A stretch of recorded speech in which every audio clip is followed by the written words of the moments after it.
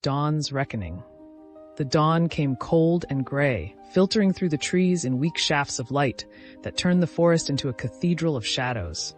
Isaiah pressed forward, his sodden clothes clinging to his skin like a second layer of ice. Every step was agony. His muscles screamed from the underground swim. His lungs burned with each breath, and somewhere deep in his chest was a pain that suggested he'd cracked a rib against the rocks. But pain meant he was alive. They were all alive. Hannah stumbled beside him, one hand gripping his arm so tightly her nails dug through the wet fabric. Her face was drawn, eyes hollow with exhaustion and fear. Behind them, Samuel supported Elijah, who limped badly on her twisted ankle, and Abigail. Abigail moved like a woman possessed, driven by a force that transcended physical limitation. "We need to stop," Samuel said, his voice raw. "Just for a minute. Elijah can't." "We stop when we reach the Patterson farm," Isaiah said, though his own body begged him to collapse. "Every minute we rest is a minute they gain on us."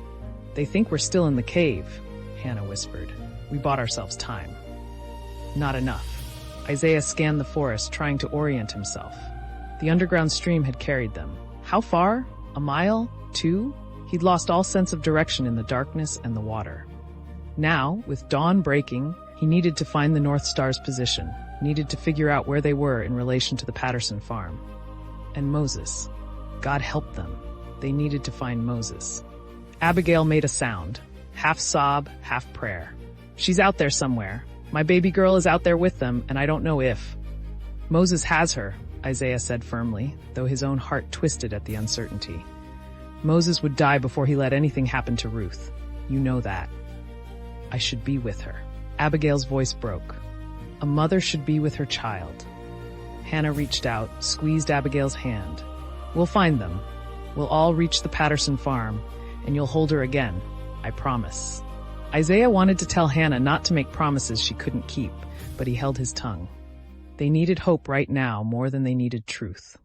The forest began to thin as they climbed a gentle slope.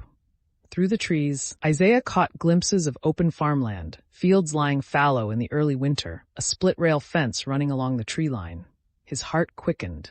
Farmland meant they were getting close to civilization, but it also meant exposure. "Wait," he held up a hand, and they all froze. In the distance, perhaps a quarter-mile away, he could see a barn, red paint weathered by years, and above the door, his breath caught a white cross. "The Patterson farm," he breathed. Hannah's grip on his arm tightened. "Are you certain?" "Red barn, white cross. That's what the map said." Isaiah studied the layout. The barn sat perhaps 50 yards from a modest farmhouse, smoke already rising from the chimney. Beyond it, he could see other outbuildings, a chicken coop, a small stable, what looked like a spring house, but no sign of Moses or the others. "We can't just walk up to the door in broad daylight," Samuel said. "What if someone sees us? What if they're not who we think they are?" Isaiah had considered this. The Underground Railroad relied on trust and coded signals, but one wrong move could mean betrayal. He'd memorized the phrases from the burned paper, the words that would identify them as freedom seekers to those who could help. "We wait until full dark," he decided. "Find somewhere to hide nearby, watch the farm, see if Moses and the others arrive." "I can't wait." Abigail's voice was steel. "My daughter is out there. Every minute I wait is a minute she might be." "Dead if we're careless," Isaiah said bluntly. "Abigail, I know what you're feeling. But if we walk into a trap, Ruth loses her mother. If we're patient, if we're smart, we all survive this." Abigail's face crumpled, but she nodded. They found shelter in a dense thicket of blackberry brambles at the edge of the forest, close enough to watch the farm, but hidden from casual observation. Isaiah positioned them carefully, making sure they could see both the barn and the approach from the north, the direction Moses's group should come from if they'd followed the northwest branch of the creek. The day crawled by with agonizing slowness. They took turns keeping watch while the others tried to rest, though true rest was impossible. Isaiah's wet clothes slowly dried in the weak sunlight, but the cold had seeped into his bones. Beside him, Hannah shivered constantly despite his arm around her shoulders. "Tell me about Philadelphia," she whispered during his watch. "Tell me what it will be like when we're free." Isaiah wanted to paint her a picture of hope, but exhaustion and fear had stripped away his ability to lie. I don't know, he admitted. I've never been free. I don't know what that feels like. But you've imagined it. Yes. He closed his eyes, remembering the nights he'd spent dreaming of a life beyond the plantation. I imagine waking up and knowing that the day is mine, that I can walk where I want, say what I think, love who I choose without asking permission or hiding in shadows. Hannah's hand found his. We'll have that. We have to. Hannah? He stopped, unsure how to voice the fear that gnawed at him. If something happens, if we get separated, or if... We promised, she said firmly. On the banks of the creek before all this started. We promised we'd keep going no matter what. I meant it then, and I mean it now. I know. But I need you to understand, his voice caught. If I don't make it, if they catch me or worse, you have to promise me you'll still find freedom. Promise me you won't throw your life away trying to save mine. Hannah turned to face him, her eyes fierce despite the exhaustion. The same promise applies to you, Isaiah. Don't you dare come back for me if it means dying. Don't you dare. They stared at each other, and Isaiah understood that this was the cruelest bargain of all. Loving someone enough to let them go, to save themselves even if it meant losing each other forever. I promise, he said finally. Liar, she whispered, but there was no heat in it. You'd come back for me just like I'd come back for you. We're both liars. He kissed her forehead, tasting salt and swamp water. Then let's make sure we never have to test it. Afternoon brought new complications. A wagon rolled up to the farmhouse, a merchant by the look of it, delivering supplies. The farmer who emerged to greet him was a tall man with a gray beard, wearing plain Quaker dress. Isaiah's heart lifted slightly. Quakers were known abolitionists, known for their work on the Underground Railroad. But was this the right Quaker, or just a farmer who happened to paint his barn red? The merchant stayed for nearly an hour, and Isaiah's nerves stretched taut with each passing minute. What if Moses's group arrived while the merchant was there? What if they were forced to reveal themselves at the wrong moment?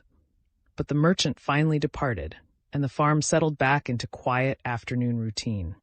The farmer's wife, a sturdy woman in a gray dress, fed chickens and tended to a vegetable garden. A teenage boy emerged to chop wood. Normal farm life, giving no indication that this was a station on the road to freedom. As the sun began its descent toward the horizon, Samuel touched Isaiah's shoulder. Movement. North edge of the property. Isaiah's head snapped around. Through the trees, he caught a glimpse of figures moving slowly, cautiously.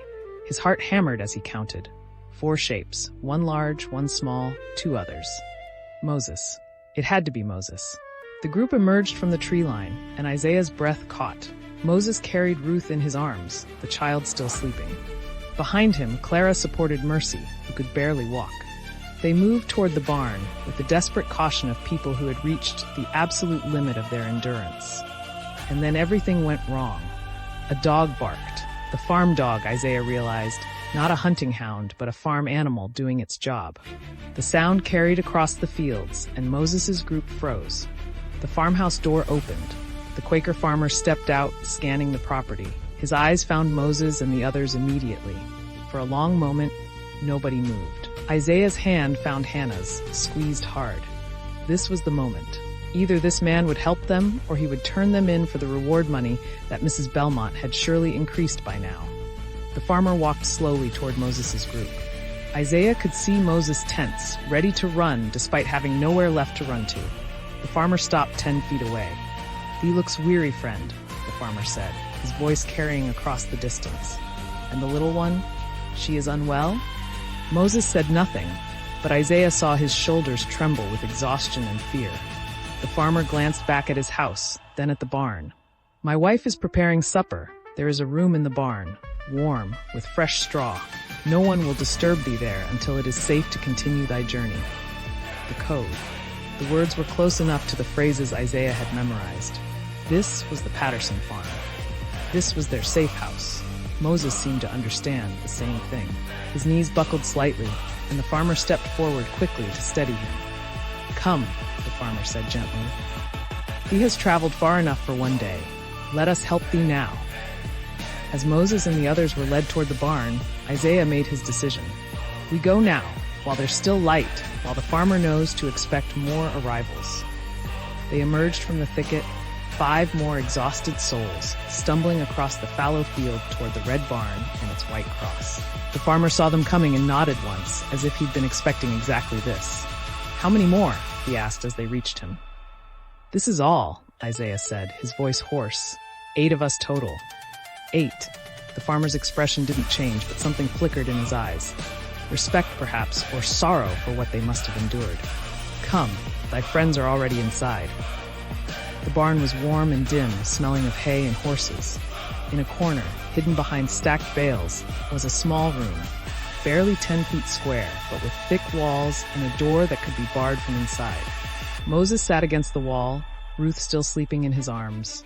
Mercy lay on fresh straw, her breathing shallow. Clara stood guard, her eyes red-rimmed but alert. When Abigail saw Ruth, she made a sound that was barely human, pure anguish and relief mixed together.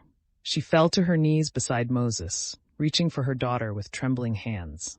"She's been sleeping the whole time," Moses said quietly. Mercy's tea held, she never made a sound. Abigail gathered Ruth into her arms, rocking her gently, tears streaming down her face. "Thank you," she whispered to Moses. "Thank you, thank you, thank you." The farmer's wife arrived with food, bread, cheese, cold meat, and milk. Real food, more than any of them had seen in days. She also brought blankets and a basket of medical supplies. "Thee must rest now," she said, her voice kind but firm. "Tomorrow night, when it is full dark, we will move thee to the next station. But for now, thee is safe." After she left, the 8 of them sat in silence, too exhausted for words. Isaiah looked around at their faces. Hannah's quiet strength, Samuel's fierce determination, Elijah's resilience despite her injuries, Abigail's overwhelming relief, Moses's solid dependability, Clara's desperate hope, Mercy's fading but unbroken spirit, and little Ruth, innocent in her chemically induced sleep. They had made it. Against all odds, through water and darkness and the certainty of death, they had reached the first station on the Underground Railroad. But as Isaiah began to let himself believe they might actually survive, a sound drifted across the evening air, distant but unmistakable. Dogs. Hunting dogs. And they were getting closer. The farmer burst into the hidden room moments later, his face grim. "Slave catchers. They're searching every farm in the county. Thee must hide now. There's a root cellar beneath the floor, behind the feed bins. It's small, but it will hold thee all if thee stays quiet."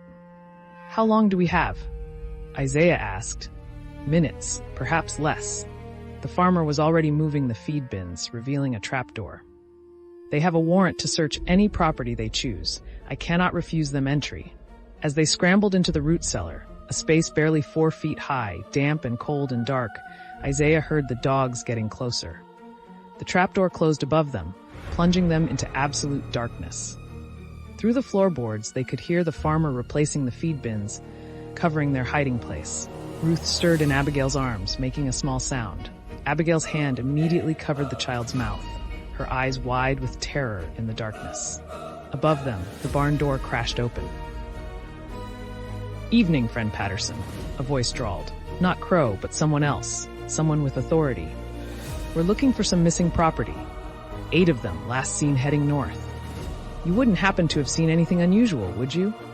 In the darkness of the root cellar, 8 people held their breath and prayed that the dogs wouldn't smell them, that Ruth wouldn't wake, that the floorboards wouldn't creak. They had come so far. They had survived so much. But freedom, Isaiah realized, was still just a dream they were dying to reach. Thanks for watching our stories. Don't forget to like and subscribe for more epic adventures.